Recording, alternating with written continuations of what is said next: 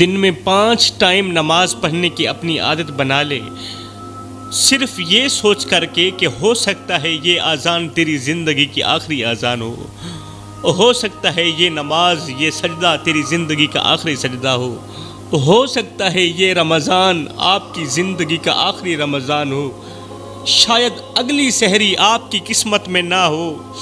کتنے لوگ تھے جو کہتے تھے ہم اگلے سال روزہ رکھیں گے، مگر اگلے سال کا رمضان آنے سے پہلے وہ اس دنیا فانی سے کوچ کر گئے۔ میرے بھائیوں، یہ وہ مہینہ ہے جس کے اندر اللہ روز پوچھتا ہے، یہ وہ مہینہ ہے جس کے اندر اللہ روز پوچھتا ہے کوئی مانگنے والا، ہے کوئی رونے والا، میں اس کے آنسوؤں کو قبول کروں، ہے کوئی اپنے گناہوں کا بوجھ اتارنے والا، جو اپنے گناہوں کا بوجھ اتارنا چاہتا ہو، میں اس کے تمام گناہوں کو ماہ رمضان کا صدقہ بخش دوں۔ میرے بھائیوں، اگر آپ کی وجہ سے کوئی رو رہا ہے اور آپ روزہ رکھ کر بیٹھے ہیں، اگر آپ کی وجہ سے کوئی دکھوں میں مبتلا ہے، پوری رات کسی کو نیند نہیں آتی تمہاری وجہ سے، اور آپ رمضان کے استقبال کے لیے کھڑے ہیں، افطار کے انتظار میں بیٹھے ہیں، تو میرے بھائیوں یاد رکھو، گناہوں میں سب سے بڑا گناہ کسی کا دل توڑنا ہے، گناہوں میں سب سے بڑا گناہ کسی کا دل توڑنا ہے، اور عبادت میں سب سے بڑی عبادت کسی کے ٹوٹے ہوئے دل کو جوڑنا ہے۔ ایسے گناہ مت کرو جو تمہاری عبادت کو کھا جائیں، کیونکہ کسی کا دل توڑنے والا جو گناہ ہے نا، وہ نیکیوں کو اس طرح کھاتا ہے جس طرح آگ لکڑیوں کو کھاتی ہے۔ کسی کو دکھ دے کر، کسی کو درد دے کر، کسی کی عزت والی پگڑی خاک میں ملا کے تجھے کیا لگتا ہے کہ تو ساری زندگی ایسے ہی مسکراتا رہے گا؟ نہ بندے نہ، بس وقت کے الٹنے کی دیر ہے، تیری باری بھی دور نہیں ہے، کیونکہ زندگی کے کسی نہ کسی موڑ پہ اپنا کیا آخر بھگتنا ہی پڑتا ہے صاحب۔ اللہ کے ہاں صرف سجدوں کی تعداد نہیں دیکھی جاتی، دلوں کی حالت بھی دیکھی جاتی ہے۔ اگر تم واقعی چاہتے ہو کہ تمہارا روزہ آسمان تک پہنچے، تو سب سے پہلے اس دل تک پہنچو جسے تم نے ایک بار نہیں بار بار توڑا ہے، اس کے آنسو پوچھو، اس سے معافی طلب کرو، کیونکہ جس دن میزان قائم ہوگا اس دن ٹوٹے دلوں کا حساب سب سے پہلے لیا جائے گا۔ قیامت کے دن ٹوٹے ہوئے دلوں کا حساب سب سے پہلے لیا جائے گا، اور اس دن انسان اپنی نیکیوں کو بچانے کے لیے، اپنے سجدوں کو بچانے کے لیے، اپنا روزہ بچانے کے لیے ترسے گا، مگر کسی کی ایک آہ اس کی پوری عبادت ہلا کے رکھ دے گی۔ سوچو میرے بھائیوں، اگر قیامت کے دن وہی شخص اللہ کے سامنے کھڑا ہو کر کہہ دے، وہ شخص جسے تم نے ساری زندگی ذلیل کیا، بے عزت کیا، اس کی عزت والی پگڑی خاک میں ملائی، اس کا جینا حرام کر دیا، اگر قیامت کے دن وہی شخص اللہ کے سامنے کھڑا ہو کر یہ کہہ دے، یا اللہ اس نے لوگوں کے سامنے میری عزت کو مجروح کیا، اس کی زبان کے سخت جملوں نے مجھے اندر سے توڑ دیا تھا، میرے بھائیوں، اس دن نہ تمہاری طاقت کام آئے گی، نہ تمہارا مقام کام آئے گا، نہ تمہارا عہدہ کام آئے گا، نہ تمہاری شہرت کام آئے گی، صرف اعمال بولیں گے۔ اس سے پہلے کہ وقت ہاتھ سے نکل جائے، اپنے رویوں کو بدلو، اپنی زبان کو نرم کرو، کیونکہ اللہ کے نزدیک وہ دل زیادہ قیمتی ہے جسے تم نے ایک بار پھر سے جوڑ دیا ہے، وہ دل زیادہ قیمتی ہے جو بس اللہ کے حضور روتا ہے، جب بھی روتا ہے اللہ کے ہاں روتا ہے، جب بھی فریاد پیش کرتا ہے اللہ کو فریاد پیش کرتا ہے۔ دنیا میں جو بے سہارا ہے وہ دل اللہ کے ہاں سب سے زیادہ قریب ہے۔ اور میرے بھائیوں، رمضان وہ مہینہ ہے جس کی ایک رات ہزاروں مہینوں سے بہتر ہے، ہزاروں دنوں سے نہیں، ہزاروں راتوں سے نہیں، بلکہ ہزاروں مہینوں سے بہتر ہے ایک رات جس میں آسمانوں کے دروازے کھول دیے جاتے ہیں۔ یہ وہ دروازے ہیں جن دروازوں سے زمین پر رحمت برستی ہے، اور جہنم کے تمام دروازے بند کر دیے جاتے ہیں، جس میں ایک نیکی کا اجر کئی گنا بڑھ جاتا ہے۔ یہ کوئی عام مہینہ نہیں ہے، یہ رمضان ہے، یہ رحمت کا مہینہ ہے، یہ مغفرت اور نجات کا مہینہ ہے۔ میرے نبی نے منبر کی پہلی سیڑھی پر قدم رکھا تو فرمایا آمین، پھر دوسری سیڑھی پر قدم رکھا، پھر بھی فرمایا آمین، پھر تیسری سیڑھی پر قدم رکھا، فرمایا آمین۔ صحابہ کرام نے عرض کی یا رسول اللہ، آج ہم نے آپ سے ایک نئی بات سنی ہے، آپ ہر سیڑھی پر آمین کیوں فرما رہے تھے؟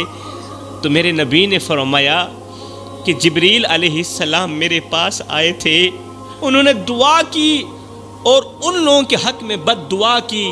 جبریل نے کہا کہ ہلاک ہو جائے وہ شخص جو رمضان کا مہینہ پائے اور پھر بھی اپنی مغفرت نہ کروا سکے، ہلاک ہو جائے وہ شخص جو رمضان کا مہینہ اپنی زندگی میں پائے اور پھر اپنی مغفرت نہ کروا سکے۔ تو آگے میں نے سیڑھی پر قدم رکھتے ہوئے کہا آمین۔ میرے بھائیوں، غور کرنے والی بات ہے کہ رمضان کی قدر نہ کرنے والوں کو بد دعا دینے والا کوئی اور نہیں، جبریل ہے۔ یہ کوئی عام نہیں، یہ جبریل ہے۔ اور آمین کہنے والی جو ہستی ہے وہ عام ہستی نہیں، وہ اللہ کا محبوب ہے۔ اب بتاؤ ایسا شخص کیسے امن پا سکتا ہے جو رمضان کا مہینہ پائے اور پھر بھی اپنی مغفرت نہ کروا سکے؟ ایسا شخص کیسے امن پا سکتا ہے، کیسے سکون پا سکتا ہے؟ رمضان کا احترام نہ کرے، اس کی قدر نہ کرے۔ سوچو ایسا شخص کس دروازے پر جا کر دستک دے گا، وہ کس سائے میں چھپے گا جس کو بد دعا دینے والا جبریل ہے اور آمین کہنے والا اللہ کا محبوب ہے۔ رمضان تو وہ مہینہ ہے جس میں گنہگاروں کو بلایا جاتا ہے، آؤ معاف کر دوں، آؤ تمہیں پاک کر دوں، آؤ تمہارے نام کو بدل دوں۔ پھر بھی اگر کوئی اپنی ضد، اپنی غفلت اور اپنی خواہشات کے پیچھے بھاگتا رہے تو یہ محرومی نہیں تو اور کیا ہے میرے بھائیوں؟ کہیں ہم وہی لوگ تو نہیں جو سحری کھاتے ہیں مگر توبہ نہیں کرتے؟ کہیں ہم وہ لوگ تو نہیں افطار کرتے ہیں مگر دل صاف نہیں کرتے؟ تراویح پڑھتے ہیں مگر زبان سے دوسروں کو زخمی کرتے ہیں، دوسروں کو دکھ دیتے ہیں۔ ڈرو اس لمحے سے جب رمضان ہم سے سوال کرے گا، میں آیا تھا تمہارے پاس، تم نے کیا دیا مجھے؟ تم نے میرا استقبال کیا، چلو تم نے خود کو بدلا۔ اور اگر اس دن ہمارے پاس جواب نہ ہوا تو آنکھوں کے آنسو بھی کام نہیں آئے گے۔ اس لیے ابھی وقت ہے، ابھی سانس چل رہی ہے۔ چراغوں سے نہ پوچھو کہ باقی تیل کتنا ہے، اور نہ ہی سانسوں سے پوچھو کہ باقی کھیل کتنا ہے۔ پوچھو صرف کفن میں سوئے ہوئے انسانوں سے کہ عمل زندگی میں اچھا ہو تو کفن میں چین کتنا ہے۔ ابھی وقت ہے، ابھی سانس چل رہی ہے، ابھی دروازہ کھلا ہے۔ کہیں ایسا نہ ہو کہ یہ مہینہ گزر جائے اور ہم ویسے ہی رہ جائیں جیسے پہلے دن تھے، اور ہمارے لیے بھی وہی الفاظ لکھ دیے جائیں جن پر جبریل نے بد دعا کی اور میرے نبی نے آمین کہا۔ میرے بھائیوں، رمضان صرف عبادتوں کی فہرست بنانے کا نام نہیں ہے، یہ اپنے اندر چھپے اندھیروں کو پہچاننے کا مہینہ بھی ہے۔ یہ وہ وقت ہے جب انسان کو اپنے دل کے آئینے کے سامنے کھڑا ہونا پڑتا ہے، پوچھنا پڑتا ہے کہ میں سارا سال کس دھوکے میں جیتا رہا۔ کتنی بار میں نے کہا کہ ابھی وقت ہے، ابھی وقت ہے، توبہ کر لوں گا، ابھی جوانی ہے، بعد میں توبہ کر لوں گا، ابھی زندگی باقی ہے، توبہ کر لوں گا۔ مگر رمضان آ کر یہ سچ دکھا دیتا ہے کہ زندگی کا کوئی بھروسہ نہیں ہے میرے بھائی۔ کتنے لوگ پچھلے رمضان ہمارے ساتھ تھے، آج قبروں میں سو رہے ہیں، آج وہ ہمارے ساتھ نہیں۔ پچھلے سال انہوں نے بھی روزے رکھے تھے، انہوں نے بھی قیام کیے تھے، انہوں نے بھی سحریاں کی تھیں، مگر آج ان کے ہاتھ خالی ہیں۔ مگر ہمارے پاس وقت باقی ہے۔ رمضان تمہیں صرف بھوکا رکھنے نہیں آتا بلکہ تمہیں جگانے بھی آتا ہے، تمہیں یہ احساس دلانے آتا ہے کہ تم بہت زیادہ کمزور ہو، تم محتاج ہو کسی کے، اور تمہارا رب تم سے ناراض بھی ہو سکتا ہے۔ فیصلہ تمہارے سجدوں سے نہیں، تمہارے دل کی سچائی سے ہوگا۔ سجدوں سے فیصلہ نہیں ہوگا، دل کی سچائی سے فیصلہ ہوگا۔ اس لیے اس مہینے کو ایسے پکڑ لو جیسے ڈوبتا ہوا شخص تنکے کو پکڑتا ہے، کیونکہ اگر یہ مہینہ ہاتھ سے نکل گیا اور دل نہ بدلا تو شاید اگلا موقع کبھی نہ ملے۔ میرے بھائیوں، کیا آپ کو پتہ ہے کہ ہمارے پیارے نبی رمضان کیسے گزارتے تھے۔ رمضان میں آپ صرف عبادت نہیں کرتے تھے بلکہ ہر لمحہ یہ ڈر بھی ساتھ رکھتے تھے کہ کہیں امت محروم نہ رہ جائے۔ عبادت تو کرتے ہی تھے مگر صرف عبادت ہی نہیں کرتے تھے بلکہ ہر وقت، ہر لمحہ، ہر گھڑی یہ ڈر بھی ساتھ رکھتے تھے میرے آقا کہ کہیں امت محروم نہ رہ جائے۔ آپ کی دعاؤں میں اپنا ذکر کم اور گنہگاروں کا ذکر زیادہ ہوتا تھا۔ آپ خود بھوک برداشت کرتے تھے مگر دوسروں کو کھلانے میں سب سے آگے رہا کرتے تھے۔ میرے نبی کی سخاوت رمضان میں اور زیادہ تیز ہو جایا کرتی تھی، جیسے دل میں یہ خوف ہو کہ شاید یہ رمضان میری زندگی کا آخری رمضان ہے، آخری موقع ہے رونے کا، آخری موقع ہے اپنے رب کو راضی کرنے کا۔ میرے بھائیوں، ہمارے پیارے نبی رمضان کو ایسے گزارتے تھے جیسے ایک مسافر آخری رات اپنے گھر پہنچنے سے پہلے جاگ کر تیاری کرتا ہو۔ ایک ہم ہیں کہ ایسے بابرکت مہینے کو بھی عام دنوں کی طرح گزار دیتے ہیں۔ رمضان کے مہینے میں میرا اللہ ہر وقت عرش سے آواز دیتا ہے کوئی مجھ سے بخشش طلب کرنے والا؟ ہے کوئی جو اپنے گناہوں کا بوجھ لے کر میرے دروازے پر آئے اور میں اس کا بوجھ ہلکا کر دوں؟ ہے کوئی جو ٹوٹ کر کہے یا اللہ میں غلط تھا، جو ٹوٹ کر کہے، رو کر کہے یا اللہ میں غلط تھا؟ میرے بھائیوں ذرا سوچو، رب خود بلا رہا ہے، خود کہہ رہا ہے مانگ لو، اور ہم ہیں کہ اس وقت یا تو سو رہے ہوتے ہیں یا پھر فضول باتوں میں لگے ہوئے ہوتے ہیں۔ سحری کا وقت ہوتا ہے، زمین پر خاموشی ہوتی ہے مگر آسمان پر اعلان ہو رہا ہوتا ہے کہ آج جس نے مانگ لیا وہ خالی نہیں جائے گا۔ افطار سے پہلے کا وہ لمحہ جب پیاس اپنے عروج پر ہوتی ہے، اگر اس وقت دل سے ایک آہ نکل جائے نا تو تقدیر بدل سکتی ہے، ایک آہ تقدیر بدل سکتی ہے۔ میرے بھائیوں، یہ وہ مہینہ ہے جس میں ایک سچا آنسو سالوں کے گناہ دھو دیتا ہے، ایک سجدہ انسان کو کہاں سے کہاں پہنچا دیتا ہے۔ لیکن شرط یہ ہے کہ دل زندہ ہو، دل نرم ہو، صرف ہونٹ نہ ہلے بلکہ روح ہلے۔ اس لیے میں کہتا ہوں رمضان کو بس گزارو مت، اسے پکڑ لو، اسے جکڑ لو۔ اگر اس بار بھی نہ جاگے تو پھر نہ کہنا کہ ہمیں موقع نہیں ملا۔ ایک بات بتاؤں، رمضان صرف یہ نہیں کہ تم نے سحری کر لی، افطار کر لیا اور سمجھ لیا کہ کام مکمل ہو گیا۔ نہیں میرے بھائی، رمضان تمہیں دیکھ رہا ہوتا ہے، تمہارا دل دیکھ رہا ہوتا ہے، تمہاری نیت دیکھ رہا ہوتا ہے۔ تم دن بھر بھوکے رہ کر بھی اگر زبان سے کسی کو زخمی کر دو تو سوچو تم نے کیا پایا۔ پورا دن بھوکے رہے، نماز پڑھی، پھر بھی اگر کسی کے دل کو تم زخمی کر دیتے ہو تو ایک بار سوچو تو صحیح، تم نے پایا ہی کیا ہے؟ کیا تمہاری بھوک اللہ کے ہاں قبول ہوگی؟ تم تراویح پڑھ کر آؤ اور گھر آ کر کسی پر غصہ نکال دو، بیوی کو دکھ دو، بیوی کو درد دو، بچوں پر غصہ کرو، تو یہ کون سا رمضان ہے بھائی؟ اصل رمضان یہ ہے، اصل روزہ یہ ہے کہ تمہاری آنکھ بدل جائے، تمہارا لہجہ بدل جائے، تمہارا رویہ بدل جائے، تم پہلے جیسے نہ رہو۔ رمضان امتحان بھی ہے، صرف پیٹ کا نہیں، دل کا امتحان ہے، نفس کا امتحان ہے۔ تم نے کبھی غور کیا کہ بھوک کیوں رکھی جاتی؟ تاکہ تمہیں احساس ہو، تاکہ تم جھکو، تم ٹوٹو، اور جب بندہ ٹوٹ جاتا ہے نا تو وہی لمحہ اس کی اصل طاقت بن جاتا ہے۔ سیدنا علی المرتضیٰ شیر خدا کرم اللہ وجہ الکریم سے پوچھا گیا کہ جب انسان کی زندگی میں زوال آنے لگتا ہے تو کون سی علامات ظاہر ہونے لگتی ہیں؟ جب انسان کی زندگی میں اندھیرا آنے لگتا ہے، جب انسان کی زندگی میں برا وقت آنے لگتا ہے تو کون سی علامات ظاہر ہونے لگتی ہیں؟ انسان کو کیسے پتہ چلتا ہے کہ اس کی زندگی میں آنے والا وقت اس کے لیے تباہی لانے والا ہے؟ تو حضرت سیدنا علی المرتضیٰ شیر خدا کرم اللہ وجہ الکریم نے فرمایا جب 3 علامات ظاہر ہونے لگیں تو جان لینا کہ تمہاری زندگی میں بہت بڑی تباہی آنے والی ہے۔ جب 3 علامات ظاہر ہونے لگیں تو جان لینا تمہاری زندگی میں تباہی آنے والی ہے، زندگی میں زوال شروع ہونے والا ہے، تمہاری بربادی شروع ہونے والی ہے۔